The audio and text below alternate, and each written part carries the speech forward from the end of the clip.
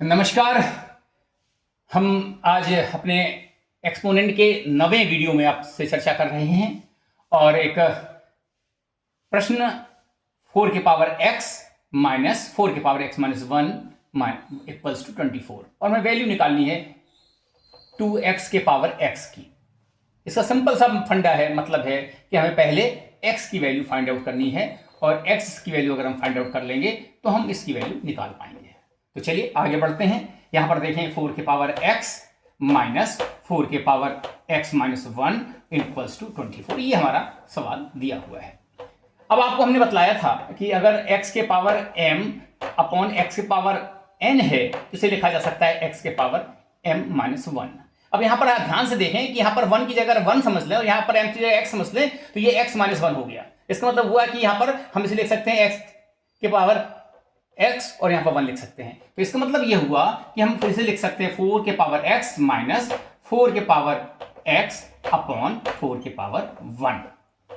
ये जो माइनस 1 है ये रिवर्स में रेसिप्रोकल में 4 के पावर 1 में आ जाएगा और इक्वल्स टू 24। अब आप देखें कि यहां कॉमन हमारा क्या है, ये न्यूमरेटर है, यहां पर 1 समझ सकते हैं डिनोमिनेटर में। तो आप यहां पर देखें, अगर सिंपली समझें तो यहां पर इस तरह से समझ सकते हैं। अब हमने कॉमन क्या लिया 4 के पावर x, तो हमें मिला क्या यहां पर 1 अपॉन 1 मीन्स 1 और यहां पर मिलेगा 1 अपॉन 4। हम लिख सकते हैं 4 के पावर 1 को 4 ही लिख सकते हैं क्योंकि पावर 1 का मतलब सेम वैल्यू इक्वल्स टू 24। और जब इसको सिंप्लीफाई करेंगे आप 4 की पावर x और इसको जब सिंप्लीफाई करेंगे 1 माइनस 1 अपॉन 4 तो इसको मतलब हुआ 4 एलसीएम आएगा, ये 4 बन जा 4 1 और ये 3/4 लिखा जा सकता है। इसको लिख सकते हैं 3/4 इक्वल्स टू 24। अब लोग इसको सिंप्लीफिकेशन में क्या करते हैं कि इधर 4/3 का मल्टीप्लाई कर देते हैं, इधर 4/3 का मल्टीप्लाई कर देते हैं, 4 4 कट जाएगा, 3 3 कट जाएगा। हम क्या कर रहे हैं, बात वही है, चाहे करने का तरीका अलग हो सकता है। ये 24 और इनटू ये जो हमारा रेसिप्रोकल में है न्यूमरेटर है, इसको ये मल्टीप्लाई चला जाएगा और ये हमारा जो 3 है ये डिवाइड में आ जाएगा। 3 8 जा 24 और 8 4 जा 32, तो 4 की पावर आ जाएगा आपका 32। अब आप देखें कि यहां पर ये 4 है बेस वैल्यू और ये बेस वैल्यू 32 है, कोई सिमिलरिटी नहीं है। तो हम इसे लिख सकते हैं 32 को 2 के पावर 5। मैंने बताया था 2 इंटू 2 इंटू 2 इंटू 2 इंटू 2 और ये 2 2 जा 4 2 जा 8 2 जा 16 2 जा 32, यानी हम 32 को लिख सकते हैं 2 के पावर 5। अब भी यहां पर देखिए, यहां पर बेस वैल्यू 4 है और यहां पर बेस वैल्यू 2 है, यहां पर हमारा एक्सपोनेंट x है, यहां पर 5 है, कोई सिमिलरिटी नहीं है। इस तरह के प्रश्नों को सॉल्व करने के लिए मैंने हमेशा बताया है कि आपको कोशिश करनी पड़ेगी या तो बेस वैल्यू कॉमन करें या हम एक्सपोनेंट कॉमन करें, मींस सिमिलर हो, एक जैसे हों। तो अब आप ध्यान दें कि यहां पर ये 4 जो है 2 का स्क्वायर बन रहा है, तो इसे लिख सकते हैं 2 के स्क्वायर के पावर x और इक्वल्स ले सकते हैं 2 के पावर 5। अब यहां पर इसे लिखा जा सकता है 2 के पावर 2x, क्योंकि ये 2 और x मल्टीप्लाई हो जाएंगे और ये हो जाएगा 2 के पावर 5। अब इसका मतलब हुआ कि यहां पर बेस वैल्यू जो हमारी 2 है जो कि एक सिमिलर है, तो इसका मतलब ये देयरफॉर 2 के पावर x, सॉरी यहां पर ये पावर जो है एक्सपोनेंट जो है 2x है, तो 2x इक्वल्स टू ये हो जाएगा आपका 5, यानी this equals to this because base values are same being 2।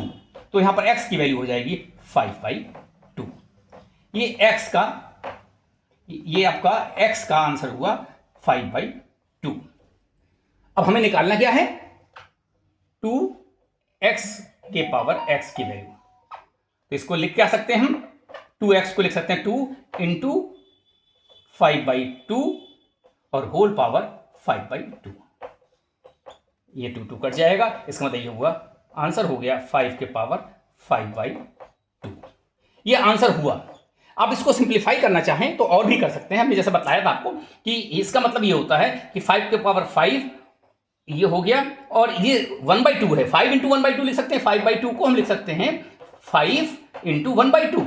तो ये 5 और 1/2 का मतलब हो गया कि ये इसको हम स्क्वायर रूट में लिख सकते हैं।